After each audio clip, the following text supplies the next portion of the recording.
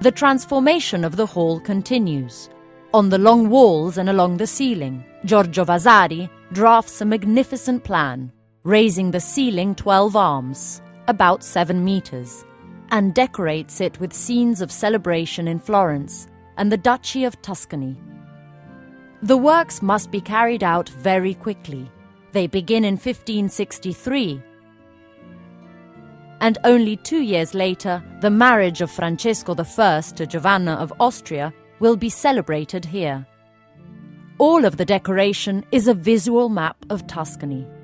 On the ceiling, along the center, run the episodes from the history of Florence. On the left, the episodes of the war against Pisa. On the right are the episodes of the war against Siena. On every corner, we find allegories of the main towns and cities of Tuscany, in their actual geographic positioning. To the south, for example, Arezzo, Volterra, San Gimignano and the Chianti region. To the north, Fiesole, Pistoia and Prato. In the round sections are the historic districts of Florence: Santo Spirito, Santa Croce, Santa Maria Novella, San Giovanni.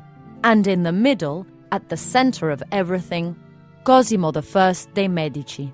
Credible work speaks with images, stories, allegories, townscapes, portraits of places and people who were to found Cosimo's political role. Let us start from the middle section. The foundation of Florentia, a Roman colony under the triumvirates of Octavian, Mark Antony, and Lepidus. The union of Florence and Fiesole after a war between the two cities, depicted as two lords embracing one another and joining together. The expansion of the city in the Middle Ages. Here, Arnolfo di Cambio shows the design for the new city walls to the nobility, while Giorgio Vasari takes some poetic liberty by including later buildings in medieval Florence, such as the Cathedral of Santa Maria del Fiore. To the left and right, again on the ceiling, is an eloquent comparison. On the one side, the war against Pisa, led during the Republic and hard won after 14 years. And on the other, the war against Siena, instigated by Duke Cosimo and won in just 14 months. The Long War of Pisa begins with the decision by the Council of Citizens.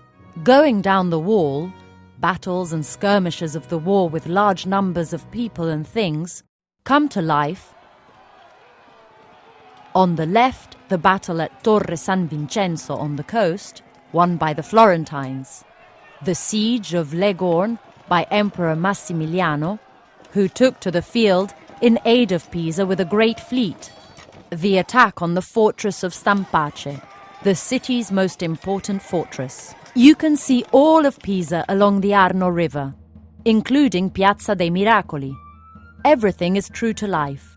Giorgio Vasari sent Battista Naldini to make sketches, drawings, and views of the area. Returning to the ceilings, there are episodes of war, battles and conquests until the final victory in 1509, followed by the triumph. Florence is seated on a chariot drawn by 4 white horses, flowering and crowned with towers, the army and prisoners at its feet.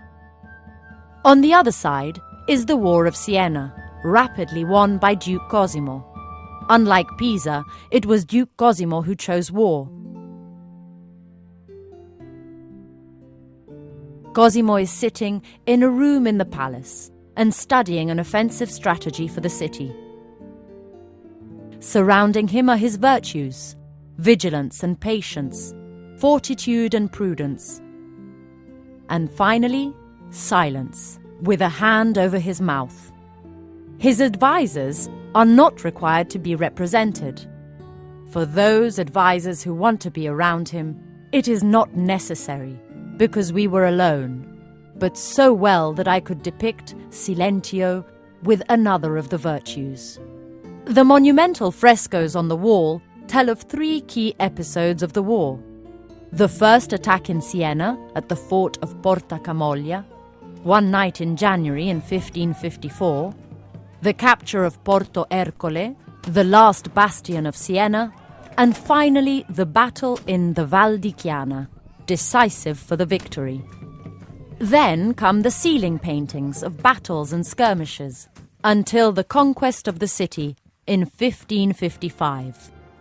And as was for the triumph in the War of Pisa, here again is the return of the triumphant Florence, surrounded by the most valiant captains and welcomed by Prince Francesco with his great retinue. And then the statues. In addition to the Fatiche di Ercole, Labours of Hercules, by Vincenzo de Rossi and his collaborators, there is the Vittoria su Pisa, Victory over Pisa, by Giambologna, and Michelangelo's Vittoria su Siena, Victory over Siena. The work by Michelangelo was actually part of a complex design for the tomb of Pope Giulio II della Rovere, and was given to Duke Cosimo upon the artist's death by his nephew. The reference to the victory of Florence is unequivocal. Florence, the vigorous young man, prevails over Siena, the defeated, crushed to earth, imprisoned in matter.